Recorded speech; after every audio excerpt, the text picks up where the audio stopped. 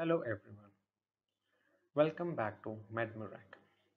Today we are going to discuss about the important topics in biochemistry. First, let's discuss about the reference book. Harper, it's a standard textbook.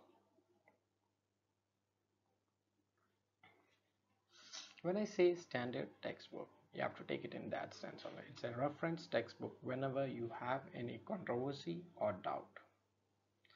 Otherwise, you don't have to check it out.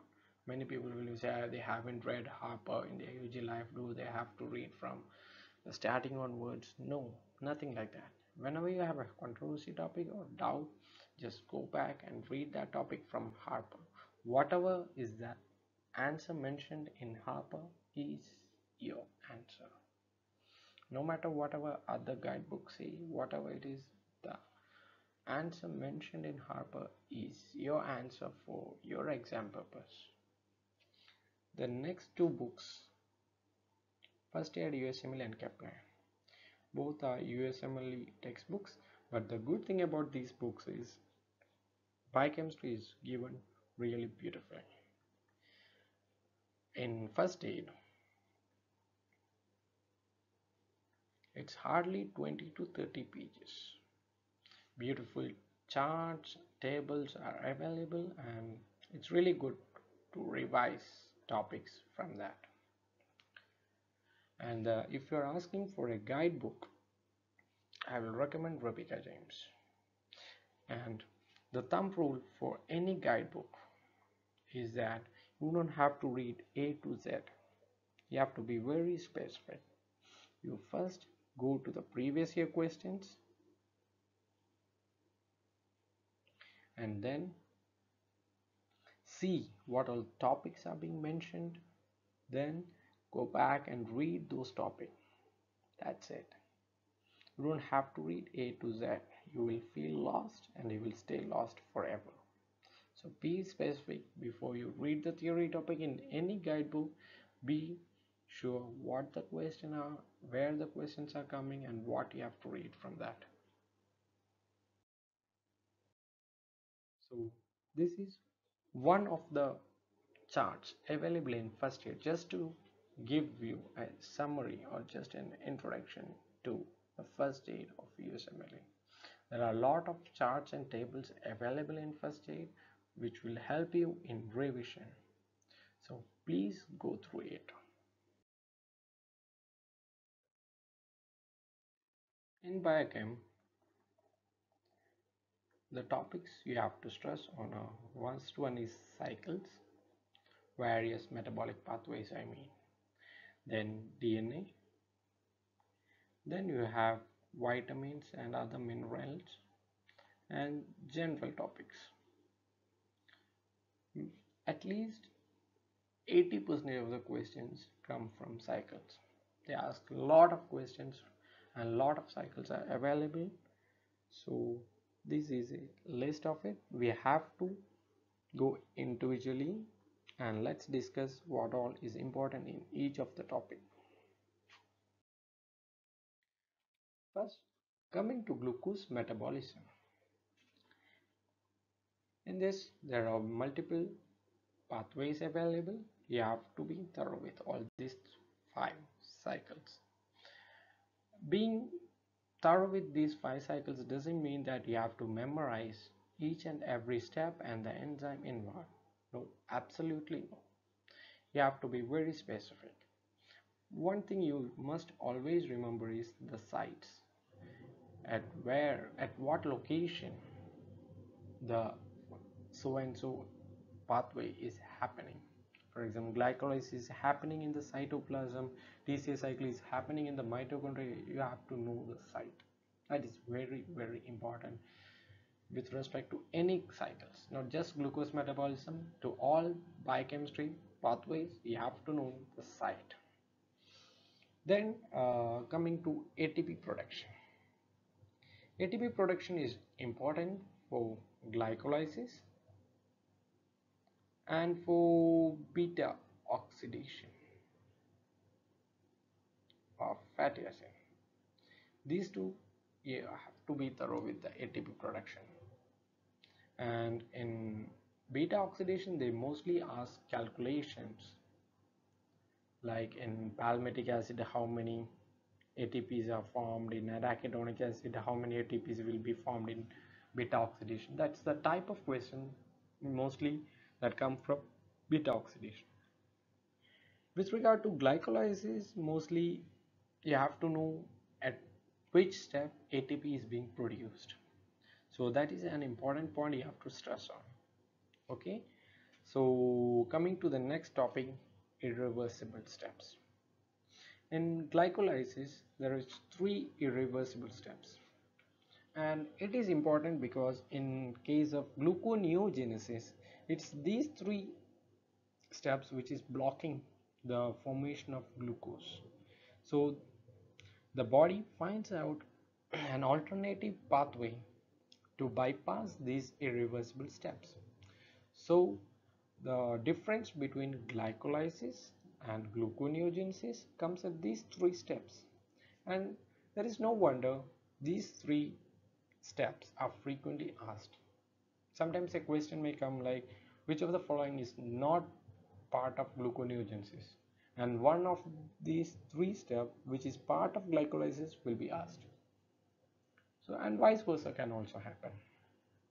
So we talked about sites, irreversible steps, ATP production. Now coming to the next point we have to stress is the regulatory steps. Obviously all these metabolic pathways are under the control of hormones, and in case of glucose, insulin and glucagon are the chief hormones which control these metabolic pathways. So you have to know the site of action and where the exact regulatory mechanism is and the underlying secondary metabolites, whether it's cyclic AMP, ADP, whatever it is, you have to know the mechanism of action of insulin and glucagon. The next step is inhibitors. Say in glycolysis, there is enolase enzyme which is inhibited by NAF. So this is just one of the example.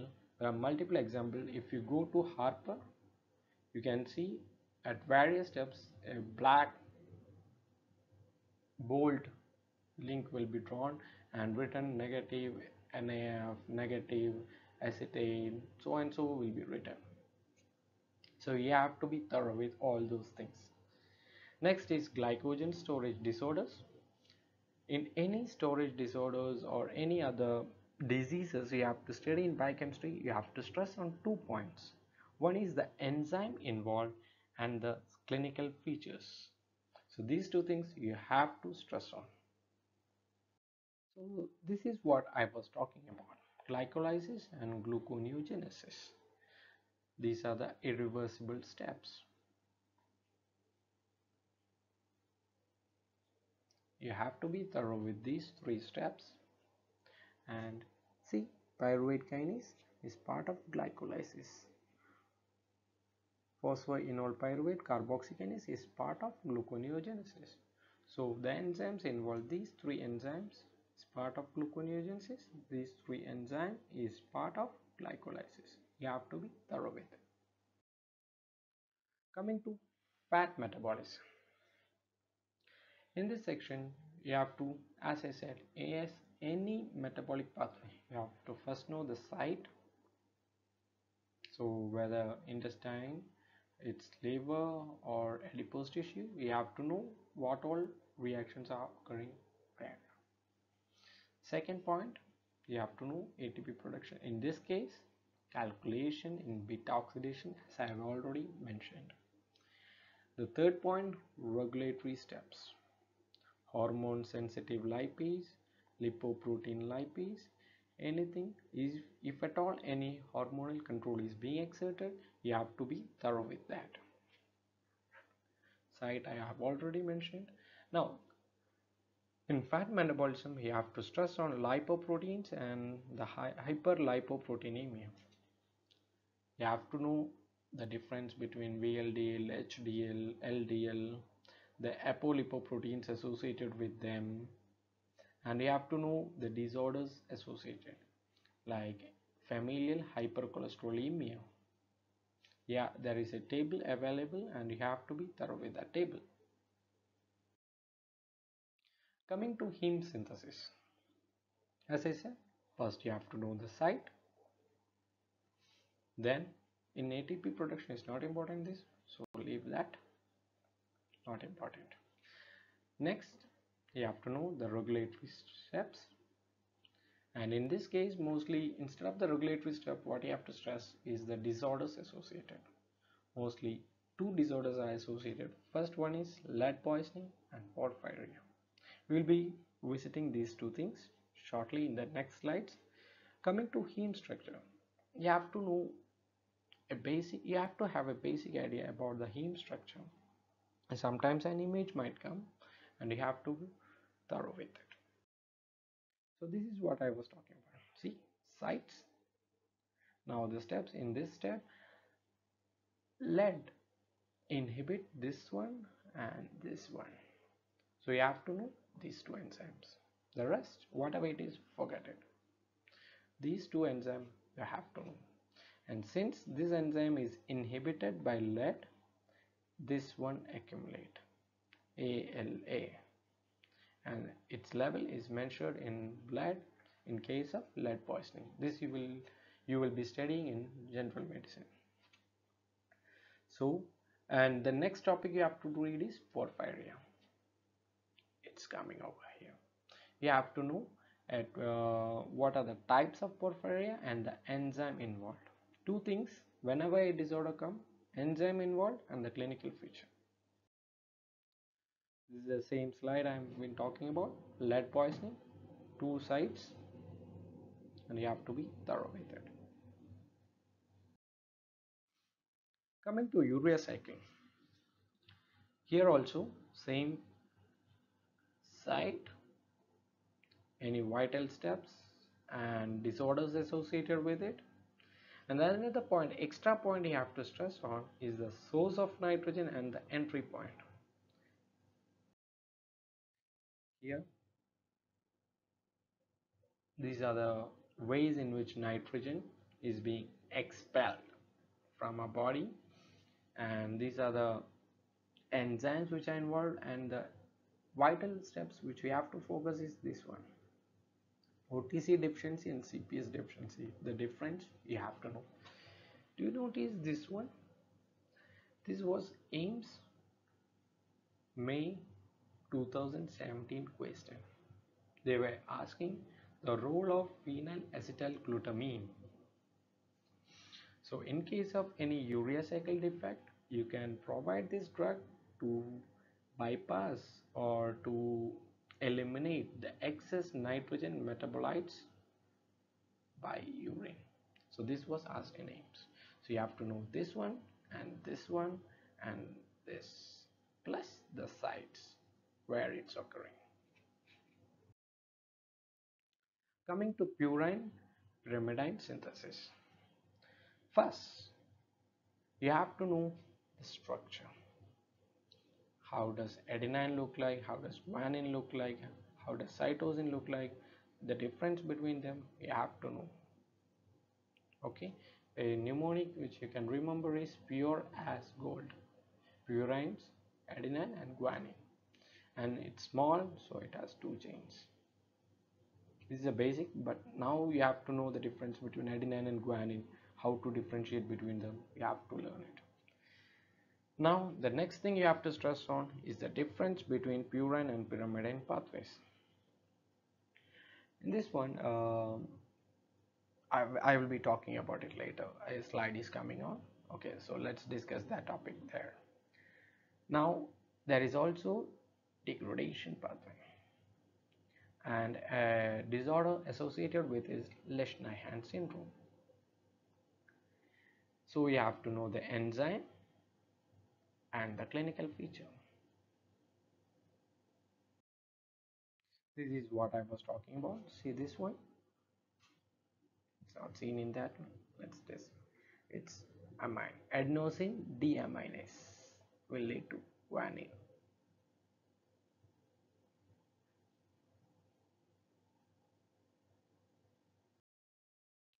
Now this was what I was telling. See, in this one, ribose 5-phosphate. It's the first step in purine synthesis, whereas it's after completion of pyrimidine ring that ribose 5-phosphate is added in case of pyrimidine synthesis. So you have to know the difference between purine and pyrimidine synthesis. Now coming to inborn errors of metabolism.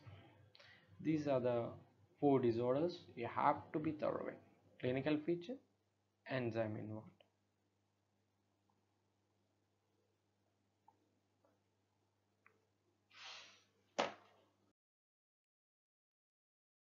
Now coming to DNA. Now cycles are over. Now we come to DNA. It's a relatively simple topic. You just have to read it once. Nothing to memorize, nothing to by heart and all. Just basic concept in DNA is sufficient to crack AIMS. These are the important topics which you have to stress on. One is the RNA types, and there is DNA polymerase, RNA polymerase types you have to know. There are other enzymes also involved, topoisomerase, gyrase. You have to know the function of these enzymes. Then you should have a basic idea about the difference between prokaryotes and eukaryotes, translation and transcription. Then this one is really important, epigenetic changes, splicing, methylation. You have to be thorough with the epigenetic modification that's possible and examples of it. Then coming to mutation, like addition, deletion, insertion, silent mutation, point mutation, lot of things are there, so you have to be thorough with this. And even an image based question might appear in this topic. Then there are multiple techniques, nucleic acid techniques you have to be thorough with. So in these steps you have to have a basic. First one, you have to see an image of this, so that if a spotter comes you have to identify.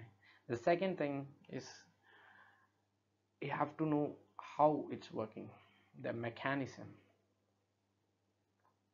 These two things you should be thorough with. So this was what I was talking about. An image based question can appear from it. What is this, what is that? Yeah. So just, it's very simple, but you have to see the image. Now coming to the third point, vitamins. In vitamins, two things you have to mainly know. One is the deficiency and the second one is the cofactor. Deficiency disorders, it's, I think most of the guidebooks is providing it. It's very easy. You have to memorize a table, that's it. This cofactor, it's not mentioned well in most of the books. It's presented in a confusing manner, so I'll be talking about it in the coming slides. Another important topic is folic acid and vitamin B12, that is cyanocobalamin. You have to know the difference between them, how to identify it. So this one I talked about, this one I will be talking about, and the other one is collagen synthesis. You have to know steps of collagen synthesis in detail. Yeah, in detail you have to know the steps. So whenever you are studying a pathway, you have to stress on first is site, second is major steps. You have to know these two things in collagen synthesis. So this is what I am talking about. So in the next 3-4 slides I will be talking about the cofactors involved in multiple biochemical pathways. So for thiamine, it's easy to think in this manner: dehydrogenase, dehydrogenase, dehydrogenase, 3 dehydrogenase and 1 transketolase. That's for thiamine. Biotin mainly does carboxylation. So pyruvate carboxylase, acetyl coenzyme carboxylase, Propionyl coenzyme carboxylase. So vitamin C. Vitamin C is hydroxylation. In collagen pathway, you would have seen proline lysine hydroxylation is done by vitamin C. There is another hydroxylase, dopamine beta hydroxylase, dopamine 2 norepinephrine. And another extra step, which most commonly asked, is iron absorption. Yes, vitamin C helps in iron absorption in the intestine. And vitamin K, there is gamma carboxylation of glutamic acid. It's important for the coagulation pathway. So one thing you would have noticed, like most of the biochemical reactions they have are almost similar by the words hydroxylation, carboxylation, dehydrogenase. You can guess which vitamin is involved in which one. So it's better to make a table out of it, which all biochemical reactions are helped or aided by these vitamins.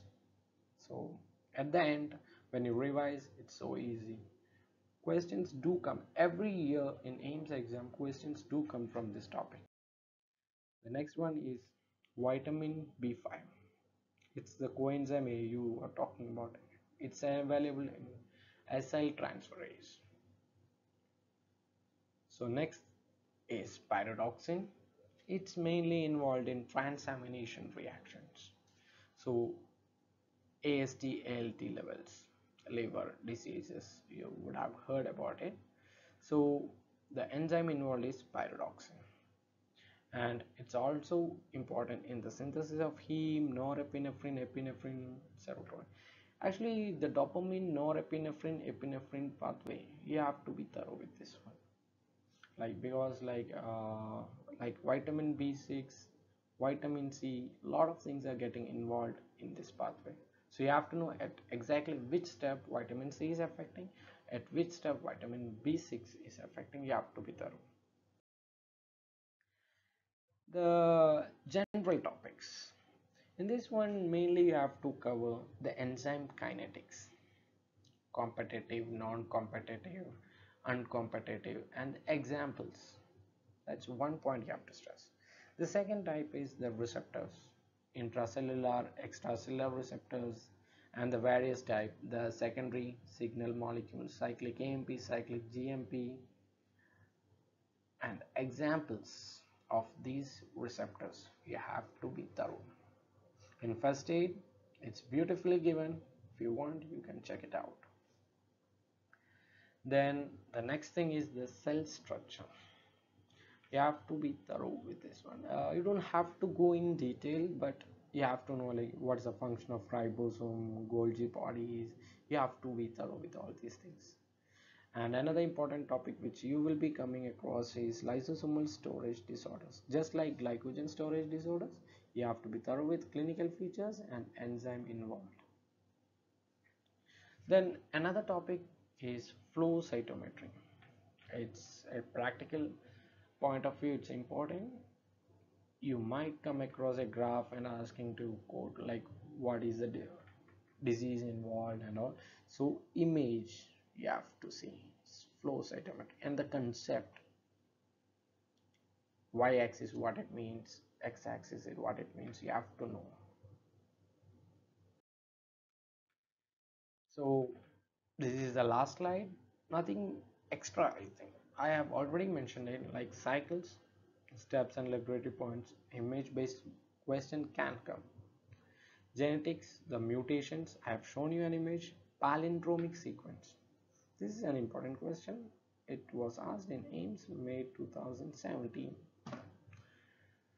So genetic tRNA, you have to see the image. Karyotyping, it can be asked in path of biochem.